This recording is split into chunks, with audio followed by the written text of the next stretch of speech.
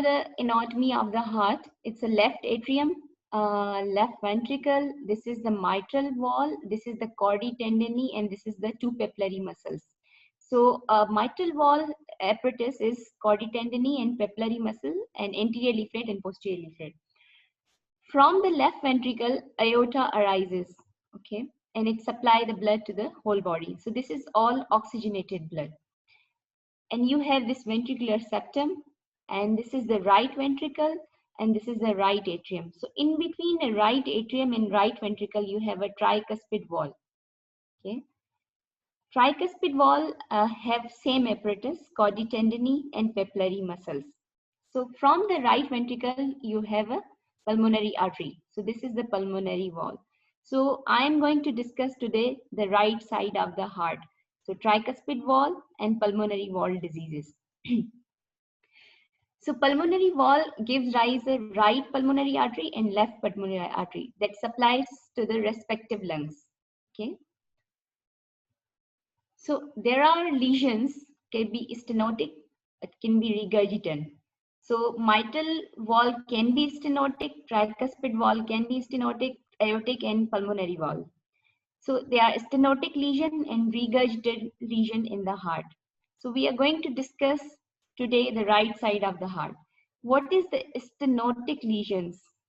Stenotic lesions means that inability of wall to open to, that means your right atrium and right ventricle, here wall is stenote, closed. That means unable to open the wall. So blood from right atrium to right ventricle cannot go properly.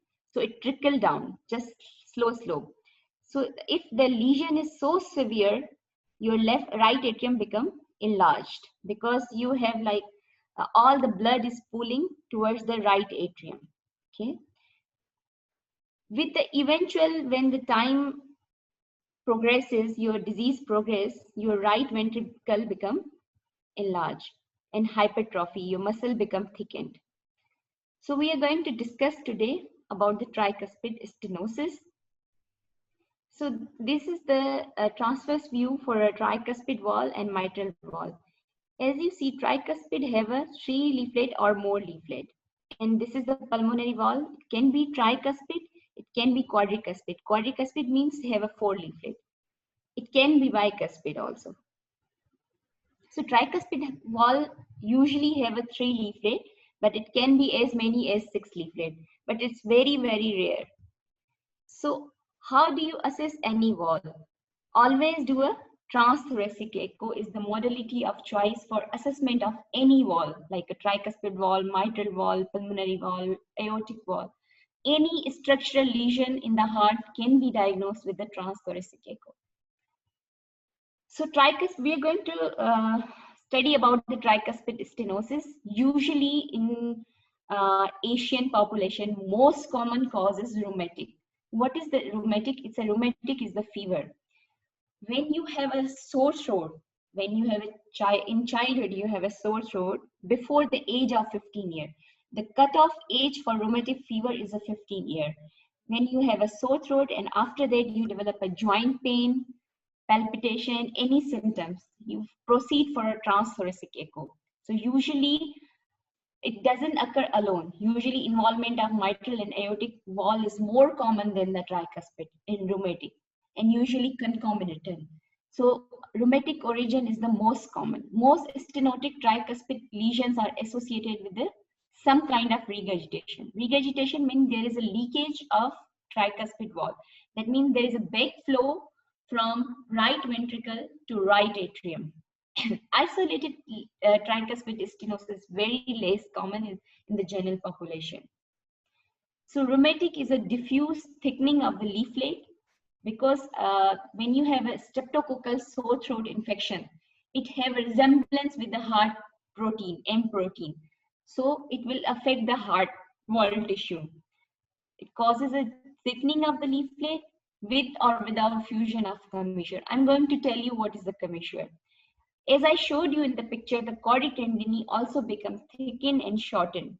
Left side wall is most commonly involved rather than right. So if you have a left mitral stenosis, sometimes you can have a tricuspid stenosis. If you have a mitral regurgitation, you have associated lesions. Isolated lesions are less common. Second most common is congenital. So congenital like could be Epstein anomaly. And the Epstein, I will tell you further what is Epstein anomaly. Infective endocarditis, when you have an infection anywhere in the body, like a dental infection, pelvic abscess, brain abscess, they can sit on your orifice of the tricuspid wall and can produce stenosis. Usually most common when they are IV drug abuser, they are like putting a syringes in their arm on the, so it goes to the right side of the heart, and IVC and SVC flow goes to the right side of the heart. So from venous flow, it causes the vegetation. Okay, carcinoid heart disease is the basically GI tumor which secrete a vasoactive substance which cause a fibrous white plaque located on the valvular and mural surface of the endocardium. These leaflets are thickened, rigid, and reduce the area and of the right side, but usually doesn't involve the left side of the heart. This tumor only loves the right side of the heart. So what are the symptoms? We can have a fatigue, we can have a fluttering of discomfort in the neck, right upper quadrant pain, abdominal enlargement, lower limb swelling, and JVP raise, peripheral edema, ascites. With the closure of mitral and tricuspid valve, you always heard the S1. And with the closure of aortic and pulmonary valve, you will listen a S2. So this is the inability to opening of the valve. So this is a stenosis. So this is a diastolic phenomena. So your S1 may be widely split. Okay. So you will heard a diastolic rumbling murmur at the left lower sternal border. Usually right-sided murmur are increased with the inspiration. When you inspire, your blood flow is higher, means your SVC and IVC blood flow goes to the right atrium. So your flow is increased. When your flow is increased, your murmur is increased. Diastole, what is the diastole? Between S1 and S2 is your systole. After S2, it's your diastole. So this is a diastolic. In ECG, you will feel you have a heightened P wave. That means your right atrium is enlarged. You will find a P pulmonale. So how will you diagnose transthoracic echo? So refer to us. We will do at your level. For your level, echo is you don't understand. When you come into final year, you will rotate with us. So I will show you how to do echo and the mean gradient more than 5 millimeter using a continuous wave Doppler. You will see the leaflet morphology. If you have other wall disease, you can also define. So these are some criteria for echo. For your level, I think it's higher, but I want you to learn more and more. So mean gradient should be more than 5, and you have like a pressure half time is more than 150, and your wall area will be less than 1. That's very, very important. For your level, it's quite high. I think you can skip this. Just say echo. So what is the recommended? Tricuspid valve surgery is recommended with a severe TS at the time of operation if you have also mitral valve disease. Tricuspid valve is also recommended in isolated symptomatic severe patient. If patient has right-sided heart failure, he cannot tolerate, he's very short of breath, then you can also proceed for an isolated. If you want to do a percutaneous balloon tricuspid commissurotomy, you can send it to me and I will do a balloon for, but this is very rare. This is a class 2B recommendation. We do rarely for a mitral valve, we do very commonly PTMC, but for the tricuspid, we do in cases when there is needed. Now tricuspid, what is the tricuspid regurgitation? That means you have inability of closure of wall, means your wall cannot be closed. Now it's competent, like open, incompetent. So your wall is opening. Every time it's open. So blood from RV go to the right atrium.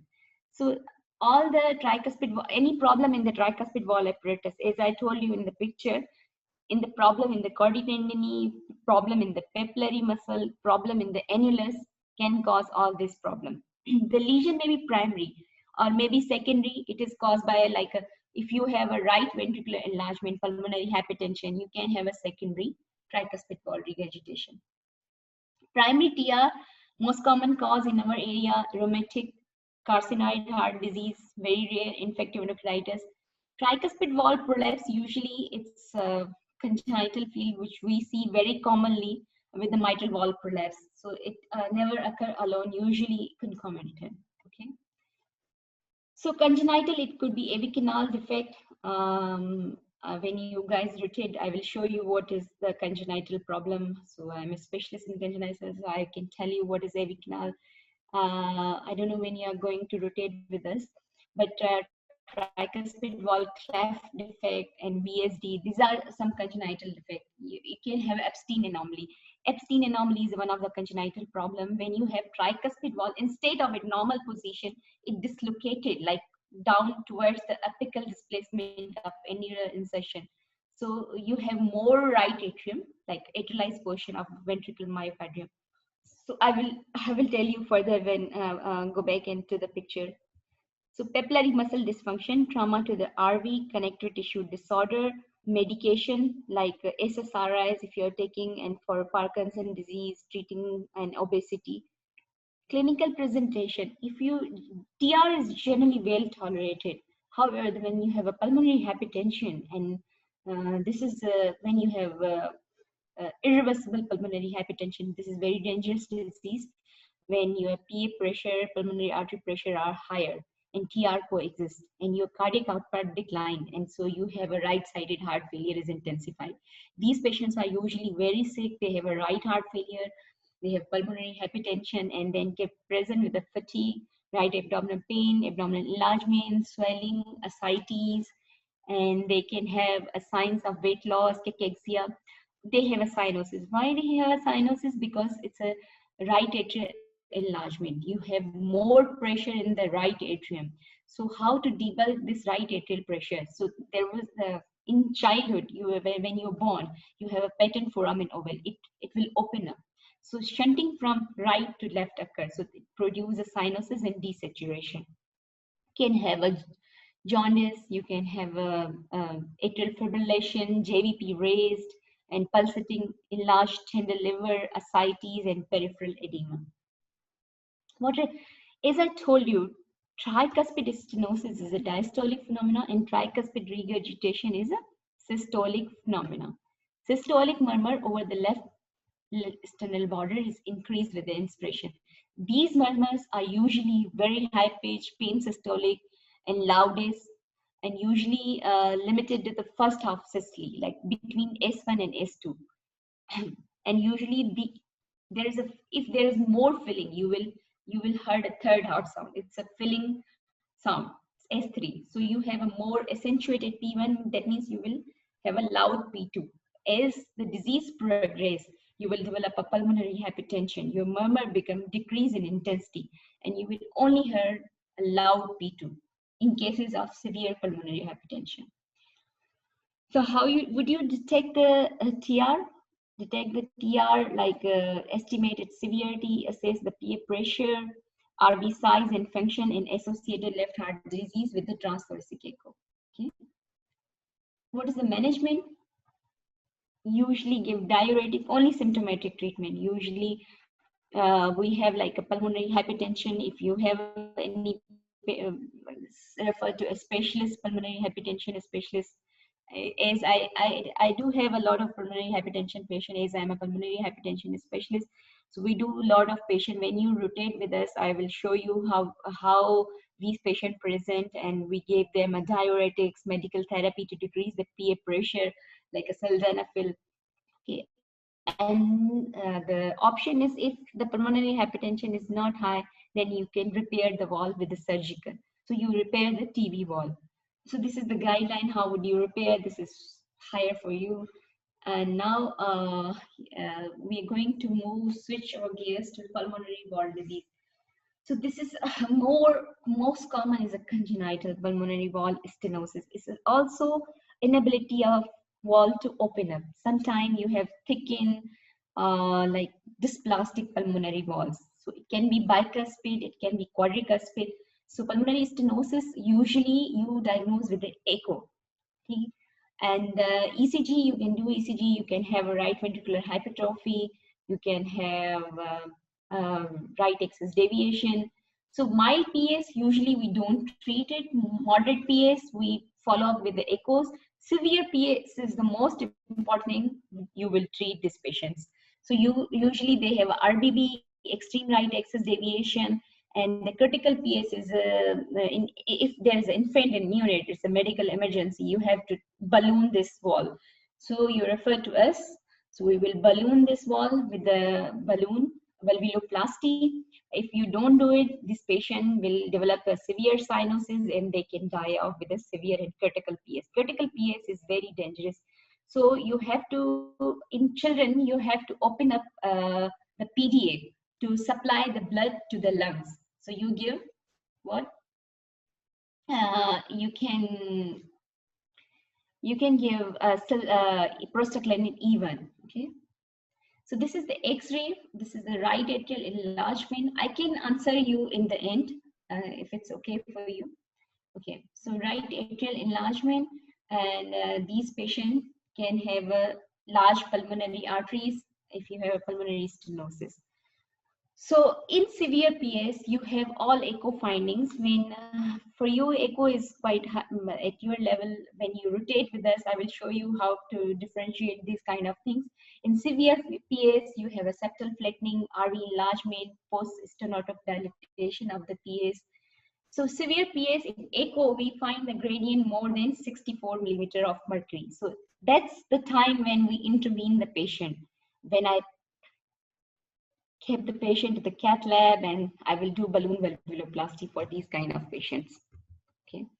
So mild disease, usually we don't do it and we do follow-up echo in 3 to 5 years up to adulthood. And for the severe moderate PS, we can do balloon valvuloplasty, but better to proceed for a severe. If you have gradient is more, then you proceed in severe. I can do for a severe and critical PS for balloon valvuloplasty. So in children, as I told you, in infants and neonate, you have to give prostaglandin E1 to supply the blood to the lung, because PS, as I told you, pulmonary arteries supply the blood to the lungs. So if your pulmonary artery is closed, stenotic, the blood flow to the lungs is zero.